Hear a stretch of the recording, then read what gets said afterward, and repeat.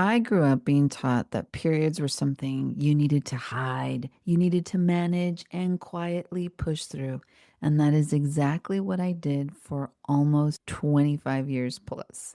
And when I finally decided to fight for my cycle and it came back at the beautiful age of 45, I realized that not only did I not have a launching timing problem, but I also realized that I never learned to actually live with my natural body. And by the end of this episode, you're going to understand why that taboo cost us more than we realize, both in our business and our life, and what it actually looks like to build a business that works with your cycle instead of against it. So grab your cup of whatever's keeping you grounded and let's dive in. Welcome to Heart Led CEO, the podcast for women wellness entrepreneurs who are ready to build, scale, and automate their businesses without sacrificing their soul, sanity, or authenticity.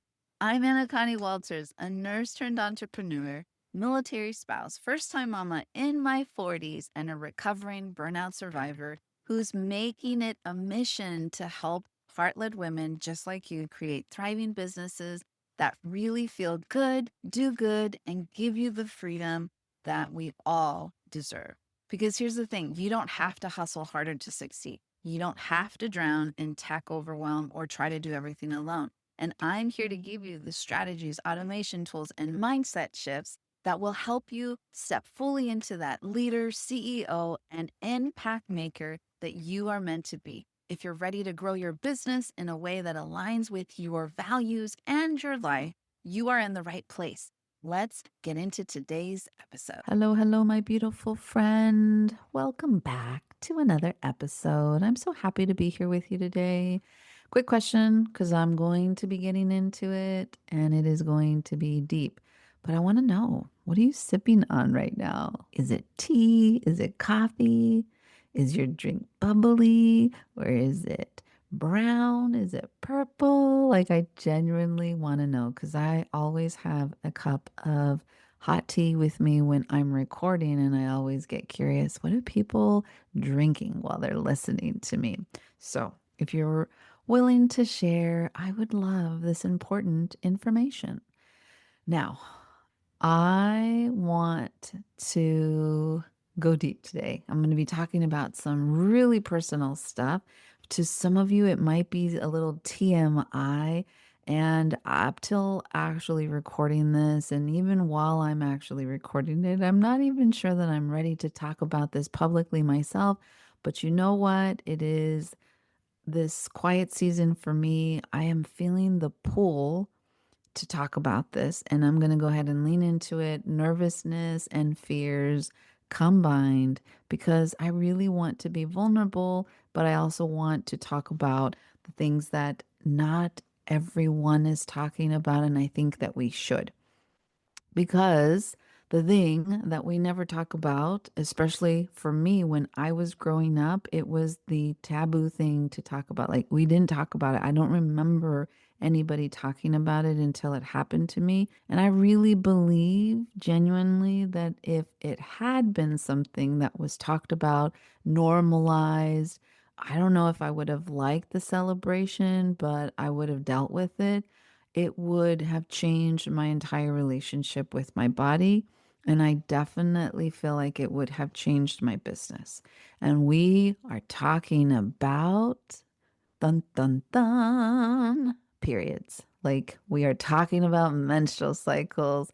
We are talking about the thing that when we were teenagers, and for some of us, hand raised right over here, preteen, I was 10, you were given this pad or, God forbid, a tampon and some instructions, and like, okay, here you go. Welcome to the rest of your life. And like zero education. And for most of us, zero celebration. My mom didn't even know that I was having my period. I was mortified. I thought I was dying. I hid it from her. And I want to talk about it because if you're like me, what happens when it just happens? You don't really have any guidance. It wasn't something that you were prepared for. Maybe for me, it was because it was not expected to happen so young. But then you end up spending 25 plus years managing around your body instead of actually living in it. You end up feeling like menstrual cycles are this negative, bad thing. It just doesn't do a lot of good. And so I want to talk about my story. And if you're out there listening and it resonates, maybe this is where you are, maybe you've experienced this, or maybe it's something that you're curious about. So I grew up in a very cultured, a home and generations where literally periods were not a topic of some big celebration. Now, I will say, when I did get my menstrual cycle, I vaguely remember like my mom telling everybody, like all my aunties, and it was mortifying. I was so upset. There was no like permission asked. It was just like, oh my God, and Connie had her period. And like my mom had not realized I had it for like months. I was just ashamed of it. I didn't know what was going on. And I hid it from her. Like I was straight up dealing with it with like wadded toilet paper on like survival mode. I didn't know if I was going to get in trouble. Like I didn't know nothing. I was 10, y'all. I think that is very much for my generation, very common. It is not some big honorary rite of passage. Like nobody sat me down and said, "Hey, this is what's happening in your body. It actually is a beautiful thing. This is what it means." I see some TikTok videos now of like little girls surrounded by all of these women, and they're singing and they're celebrating and they're making it like this norm.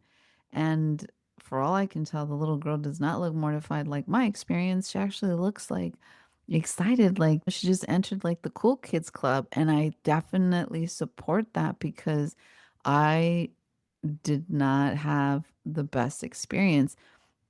And again, my mom had no idea that I had was even getting my period. I was muscling through my experience every month trying to just survive it and get through it as fast as humanly possible. And I just kept trying to move from cycle to cycle like that. And I hated being a girl, to be honest. Like growing up, I was a tomboy.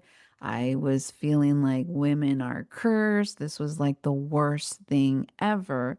And I'm not blaming anybody for like my experience because, again, I realized that was pretty normal.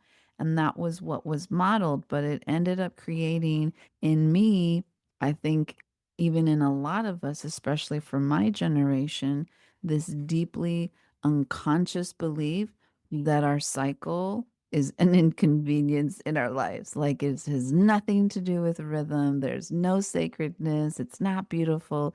There's no data. And it's just this terrible thing that happens once a month. And the goal was literally to get through it until you got to an age where you needed to get pregnant to have offspring, and then it had some type of purpose. Now, I found out very early that I had PCOS and I was getting a lot of ovarian cysts. So I was put on hormonal birth control, and that problem pretty much went away. Like, not just the cysts, but periods in general. And I thought, great, this is the best thing ever. Problem solved. I will never have to deal with this stupid thing ever again. Best thing on planet Earth. And I was on birth control for more than 25 years, for pretty much my entire teen years, all the way up until my late 30s. And in that time, I had built an entire life. I built my nursing career.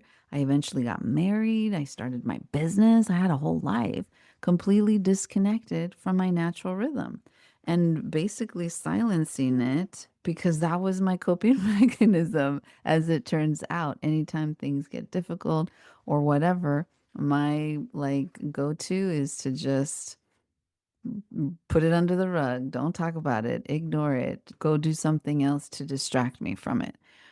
And then eventually I grew out of this feeling. And of course, as it happens, I wanted to try to get pregnant, which finally forced me for the first time in like my entire life to actually start listening to my body. And then in some miracle case, because everything was literally against me medically, I ended up with a miracle. I had my baby.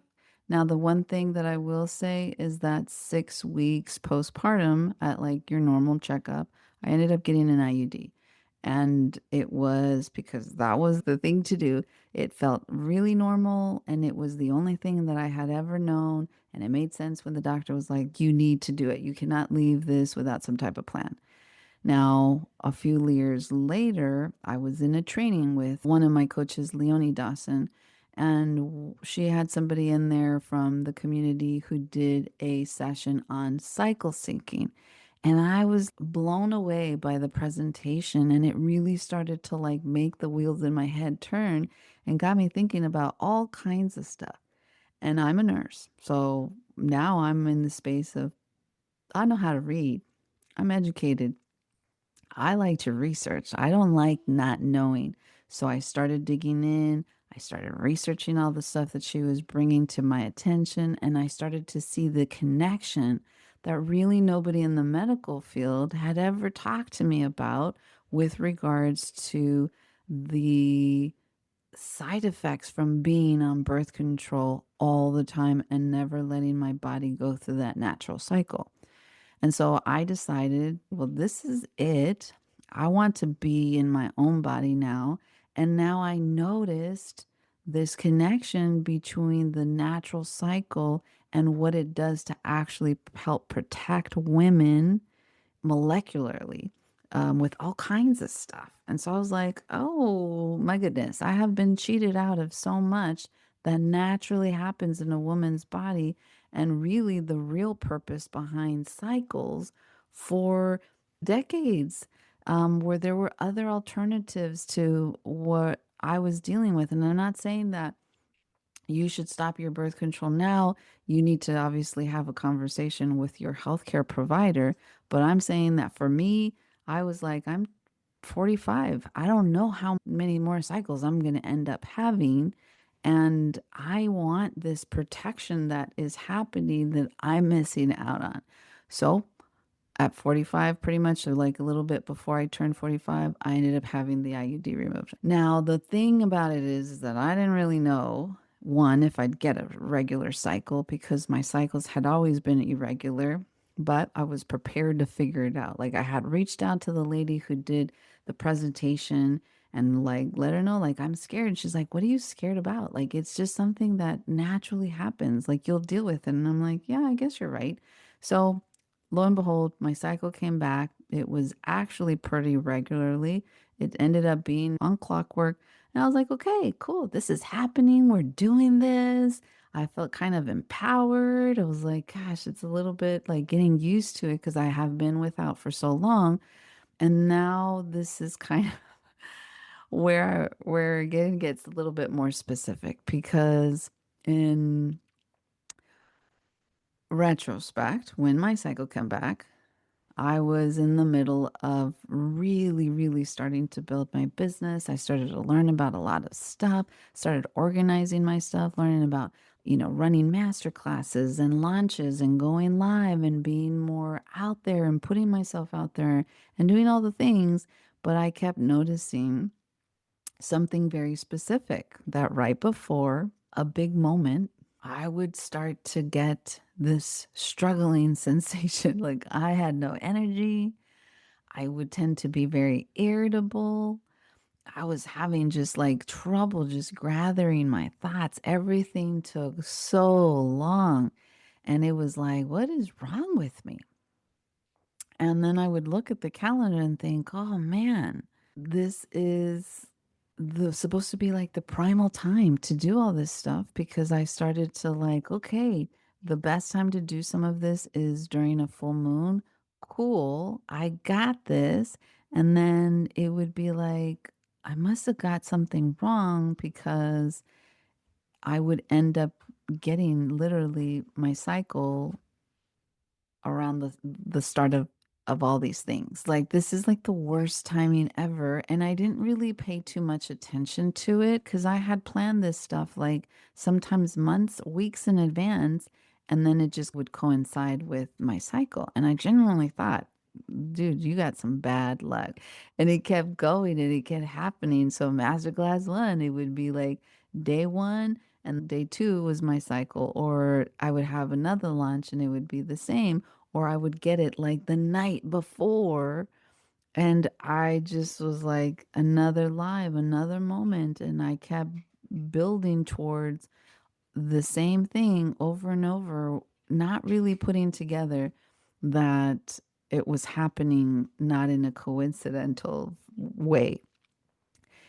Why does this keep happening to me? Am I really not that good about planning? Not really putting two and two things together.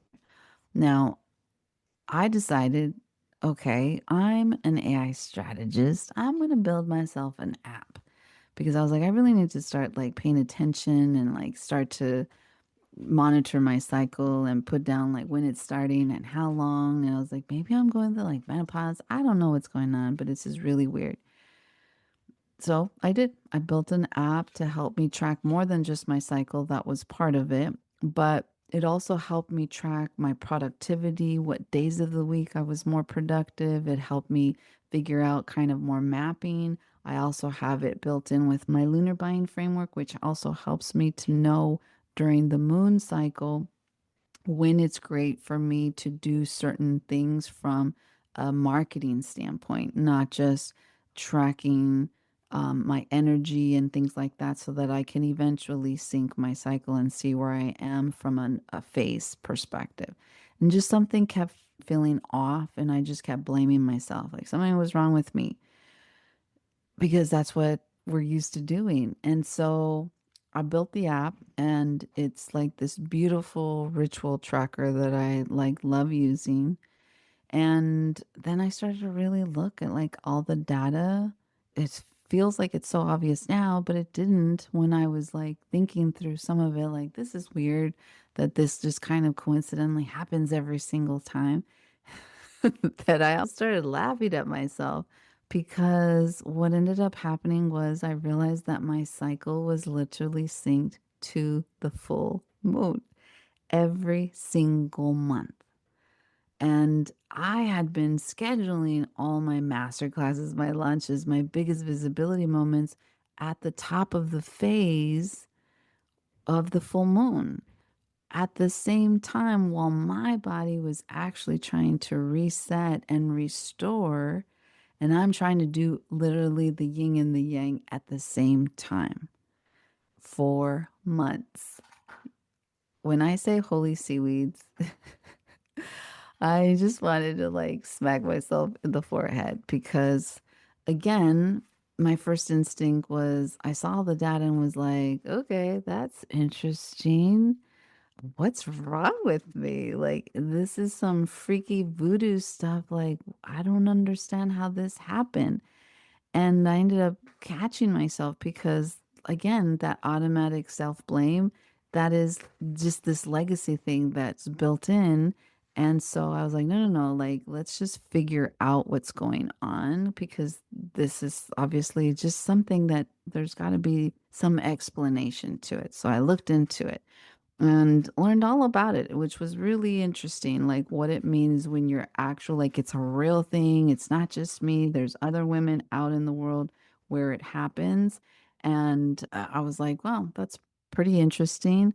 There's even like information out there if it really bothers you enough to try to reverse it, which I don't think would work for me for a bunch of other reasons. We can talk about that in a different episode. But the data was there.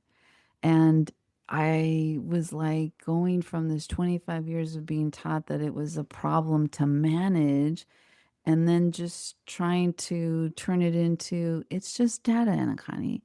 And now it's evidence that something is happening and your body's trying to tell you, and you've just not been listening. And so when I said in the last episode, you cannot read the label from the inside of the bottle. This is what I'm talking about. The data, like, literally was right there, and my body had been completely consistent the entire time. But I really just needed a bigger mirror that was big enough to finally like see it and connect the dots. And so I'm 1000% glad that I built the app, which ended up being my mirror. Now, I want to give you this information because if what I just shared is like, oh my gosh, that sounds like me, or if you have ever had one of those days where you feel foggy and depleted and you just cannot show up the way you want to, and you've never connected it to where you are in your cycle, it just might be that missing piece that I just want to bring to your attention.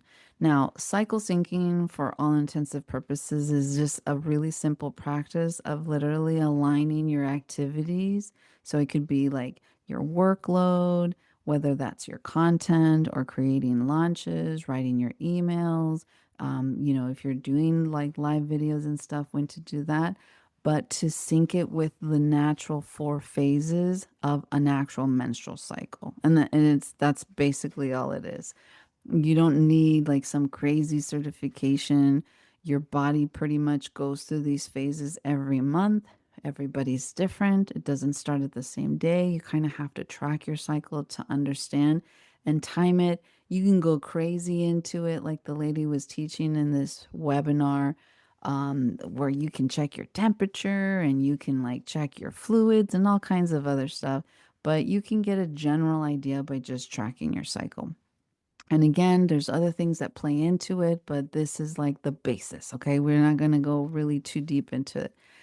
And cycle syncing just means you are trying to stop fighting with your natural energy cycle, which I talk about a lot, and you start more or less working with it so that you're more productive. You can, do more, be more, and then actually give your body what it needs during the phases that it needs, like more R&R basically.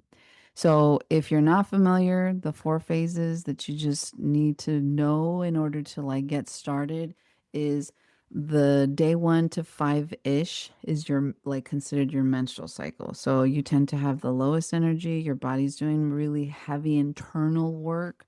So they recommend to do like no launches. It's a time to really like rest, reflect on your business, do things like that. Now, your follicular phase is day 6 to the 13th, and that's when your energy starts to come back. You feel more creative, you're getting more curious, your ideas start floating, and you're ready to start doing stuff. So typically it's great for planning, for pitching, for getting organized with new ideas, jotting it down, journaling, that kind of stuff.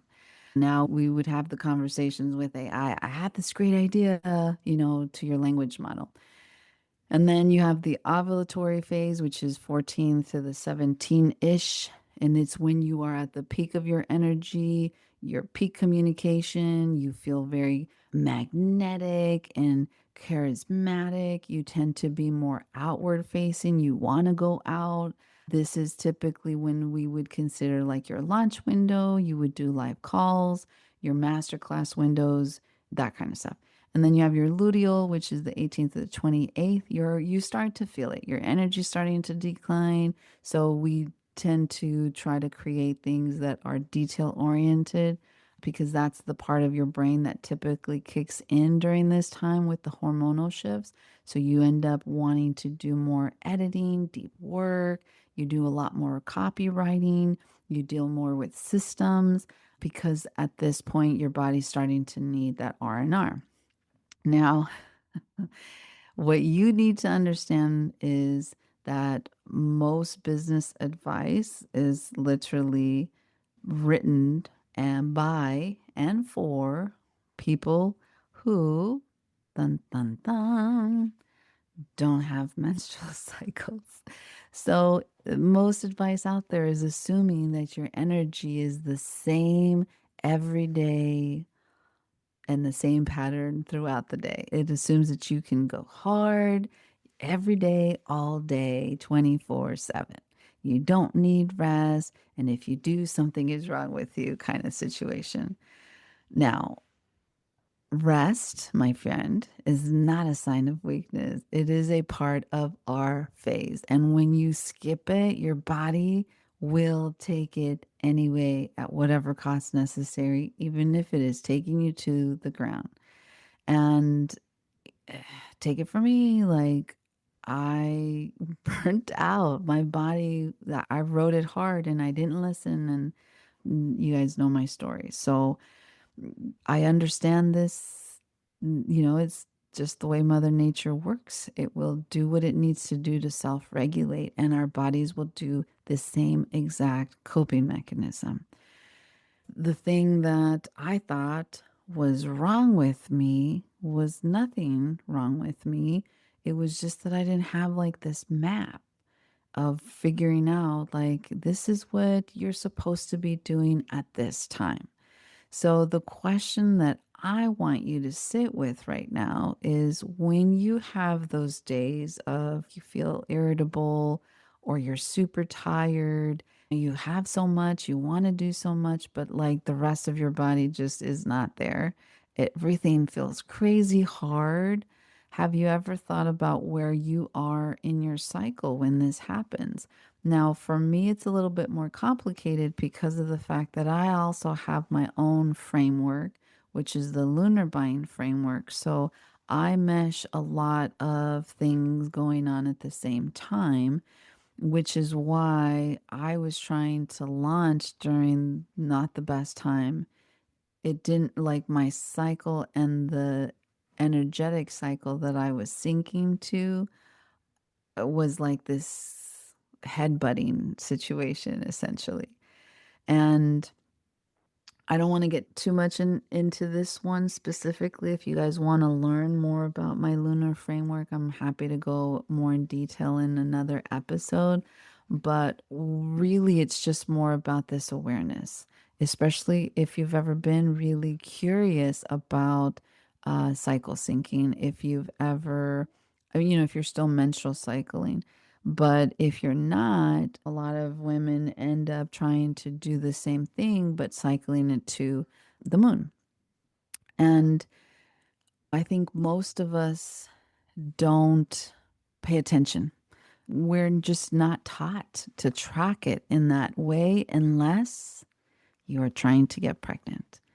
And it's more than just that. Our cycles have more to do than just having babies. And it has so much to do with our productivity and our business and our ability to show up in our lives and in our business.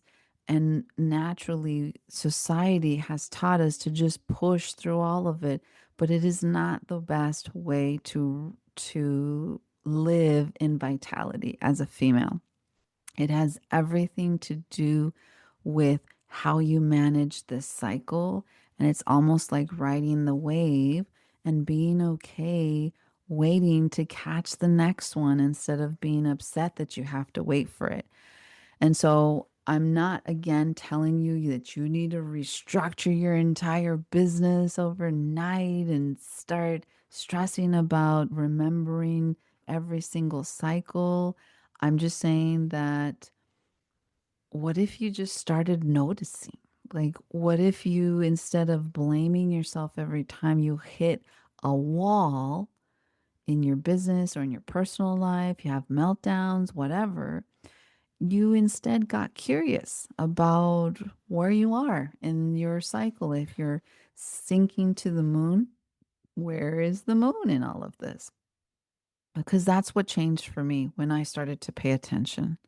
And so now I have the opportunity with this foresight to say, okay, well, I can stop scheduling my big launches or master classes during the full moon because I know it's going to coincide with my menstrual cycle. I now know this.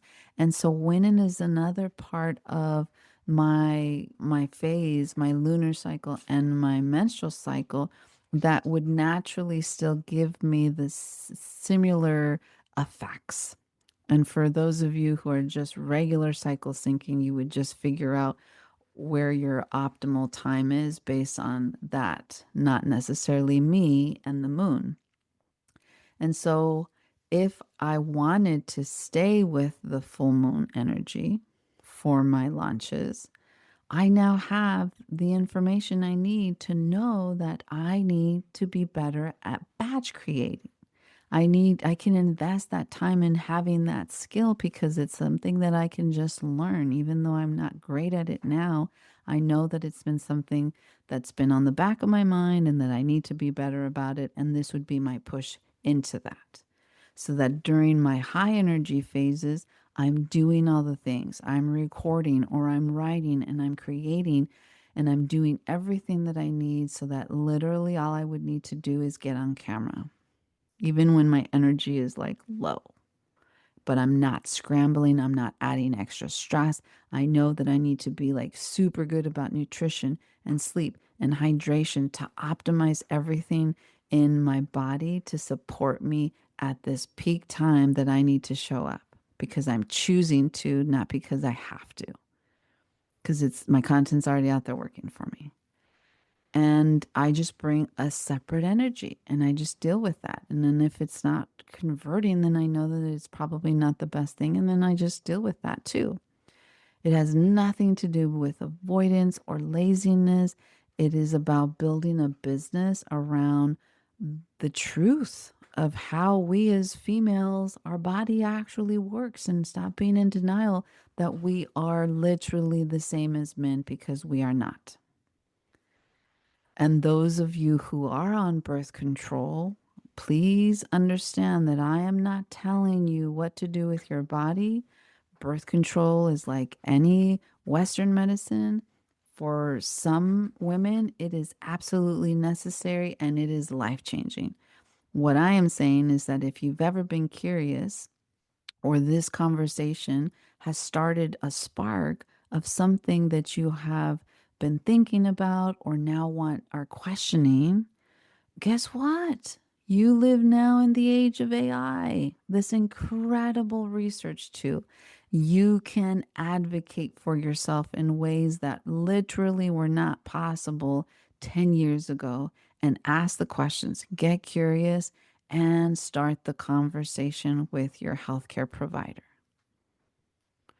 So that was a lot, but what do I want to really have you take away from today? Know that your body is not your enemy. So if you're listening to this and you're younger, please take it from me. It is not self sabotaging your life or your business. It literally is trying to be a partner with you in your life, and it has been this whole time. But it needed you to take a moment to look up long enough to actually listen. And that taboo, the silence, the whisper warnings, like, oh, just so you know, this is going to happen, the uncomfortable, so to speak, talks, we need to have them more because that's why they're uncomfortable, because nobody's talking about it. And the more that we talk about it, the less that it's going to cost us and our generations of women in front of us. If we don't start talking about it, if we don't start normalizing, if we don't start trying to find some way of celebrating it in like not a icky way or like an embarrassing way, it's going to cost the future generations self-knowledge, body trust, and years of blaming ourselves, themselves for things that our bodies were just trying to tell us. So, a little action step because you know I love to give you some homework. You don't have to do all three, just pick one. Okay, just start with one. Number one, look at your last two or three launches or like big lives, major visibility moments in your business. And think about if you roughly know where you were in your cycle or the moon cycle is. And just notice if there's a pattern, if one did better than the other, and noticing where you were, if there was a difference. You don't have to do anything about it. Just see, just because once again, you see something like this, you genuinely cannot unsee it. Now, option number two, Maybe you're curious about cycle syncing. So start tracking this month. Like, it doesn't need to be anything special. You can just start noting on a notes app, even if you're just saying when your period starts and when it ends, and then doing it for the next one.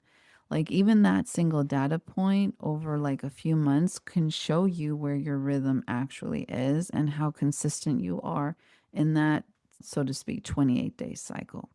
And then the last one, number 3, you can come and tell me what you found. You can come and tell me what you're drinking while you're listening. And I would love for you to join us in our free Facebook community. The link will be in the show notes. And then just come in there and say hi. You don't have to do anything else than that. It's super simple. Number 3. Now, for those of you listening are like completely uncomfortable, like, OMG, I cannot believe that she talked about all this. Guess what? This is not woo woo. This is not like some feminist anti hustle strategy craziness. This is data backed. It is how you can align with your nervous system to feel safe. This is how you build a business and a life and vitality that you can actually sustain. And guess what? We all deserve that. Now, if this episode changed something in you, sparked something beautiful, or just felt like you feel seen in some small way, I would love for you to help me keep this going by sharing this with another wellness woman entrepreneur who might just need to hear this. We're not alone. I'm sorry if you didn't have a great experience like me, but we have the power now to help make it better for the women in front of us. And as always, let me know what you took away from this. You can screenshot it or take a selfie, tag me at Empower Her Wave, and let me know what's on your mind. As always, my beautiful friend, continue to be you, continue to be beautiful, and continue leading from your heart. I will catch you in the next episode.